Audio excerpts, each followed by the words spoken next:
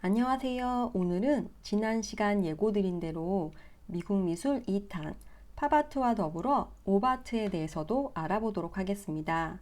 앞서 살펴보았던 추상 표현주의 이후 미술계에는 여러 경향의 작품들이 등장하였습니다.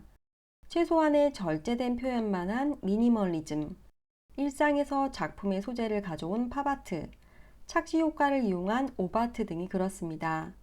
우선 먼저 팝아트에 대해 알아볼 텐데요. 팝아트 작가들의 작품을 감상하시면서 팝아트에 대해 좀 더 자세히 살펴보겠습니다. 흔히 팝아트 하면 미국에서 발생한 것으로 알고 계시는데요. 팝아트는 사실 1950년대 초 영국에서 탄생하였습니다. 영국의 팝아트 작가들은 엘리트주의 성향에 맞서 광고, 만화, 영화, SF 등 대중문화를 예술에 끌어들여 사회의 비판적 내용을 작품에 담아내었습니다. 그러나 팝아트는 태생적으로 대중문화와 대량 소비사회를 근간으로 하기에 팝아트가 널리 받아들여지게 된 곳은 1950년대 중후반 이런 문화사회적 배경을 적절히 갖고 있던 미국이 되었고, 이런 연유로 오늘날까지 우리는 팝아트의 본 고장을 영국이 아닌 미국으로 여기고 있습니다. 지금 보시는 이 작품은 영국의 팝아트 작가 리차드 해밀턴의 대표작입니다. 그는 팝아트란 무엇인가에 대해 대중적이고 일회적이고 소모적이고 저렴하고 대량 생산되고 젊고 재미있고 교묘하며 매혹적인 이라는 단어들로 팝아트에 대해 설명하고 있습니다. 그는 자신의 작품을 통해 소비적이고 쾌락적인 것에만 집착하는 얄팍한 대중문화와 소비 상품을 간접적으로 풍자하였습니다. 다음은 미국 뉴욕 출신의 로이 리히텐슈타인입니다. 이 작품을 보시면 매우 작은 점들로 그림이 그려졌음을 볼 수 있는데요. 이는 만화를 확대해서 보면 볼 수 있는 망점을 확대해서 그림에 표현한 것입니다. 사실 이런 망점의 표현은 앞서 우리들이 함께 살펴본 초현실주의나 추상 표현주의의 오토마티즘과 연관해서 생각해 볼 수 있습니다. 어떤 반복적인 행위 부분에서 말이죠. 그의 작품을 보면 심지어 이렇게 말풍선까지도 그려져 있습니다. 특히 그의 60년대 초반 그려진 작품들에는 많은 미녀 이미지가 등장하는데요. 그 모습은 헐리우드 영화들이 만들어 놓은 미인 아이콘의 전형, 즉 금발머리, 붉은 입술, 글래머스한 몸매 등의 모습을 따르고 있습니다. 이런 식으로 리히텐슈타인은 비교적 낮은 수준의 문화로 생각해오던 만화를 예술로 받아들일 수 있게 만들었습니다. 마지막 팝아트 작가는 팝아트 하면 떠오르는 작가 앤디 와홀입니다. 앤디 와홀은 상업미술을 작품에 도입한 작가로 가정에서 흔히 사용하는 비누박스, 영화배우 마릴린 먼로의 사진이나 그리고 매일 먹는 캔수프를 이용해 대중성을 강조하였습니다. 시간에 쫓겨 간단히 깡통으로 한 끼를 해결하는 현대인의 삶을 보여주는 작품이라고 할 수 있습니다. 이 작품 역시 유명 영화배우 마릴린 먼로의 사진 이미지를 이용해 대중성을 강조한 작품입니다.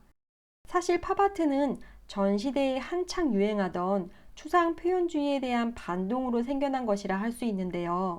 당시 미술 애호가들이나 비평가들은 대중들이 보기 뭘 그렸는지 모르겠는 추상 표현주의 작품을 보며 감탄하고 금세기 최고의 현대미술이라 격찬을 아끼지 않았습니다. 바로 이때 팝아트 작가들이 우리가 흔히 일상에서 보는 대중적 이미지도 예술이 될 수 있다는 것을 보여주었습니다. 특히 당시에는 그림을 이렇게 공장에서 찍어내듯 그리는 방식은 상상할 수 없었을 때인데, 앤디 와홀이 이런 식으로 작품을 만듦으로써 정말 많은 사람들이 예술을 쉽게 접할 수 있게 되었습니다. 팝아트 작가들은 이렇게 우리가 일상에서 보는 대중스타, 비누상자도 미술관에 있는 명화들 못지않게 훌륭한 예술품이라는 것을 보여준 것입니다. 다음으로 살펴보실 미술사조는 옵아트입니다.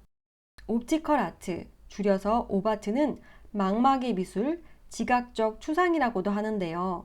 간단히 표현해 눈의 착시 효과를 이용한 작품을 말합니다. 그럼 오바트 작가의 작품을 감상하시면서 좀 더 이야기해 보겠습니다.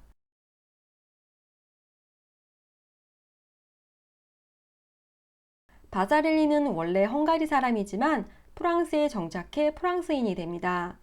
그는 바우하우스 미술학교에서 모홀리나기의 수업을 들었고 모든 재현적 묘사를 거부했던 구성주의에 영향받습니다. 여기서 바우하우스는 미술, 공예, 건축에 중점을 둔 독일에 있는 미술학교로 1919년에 설립되었습니다. 이곳은 예술과 기술을 종합하려 한 곳으로 유명하였고 폴 클레, 오스카 술레머, 바실리 칸딘스키 같은 훌륭한 작가들이 선생님으로 있었습니다. 하지만 나치 정권으로 인해 탄압을 받고 학교는 결국 문을 닫습니다. 그러나 여기 학교 교장이었던 발토 그로피우스가 미국 하버드대 건축학과 선생님으로 가고 몇몇의 다른 선생님들도 미국 대학의 건축학과로 옮기면서 미국의 건축 분야에 큰 영향을 끼치게 됩니다. 다음 작가는 라일리입니다.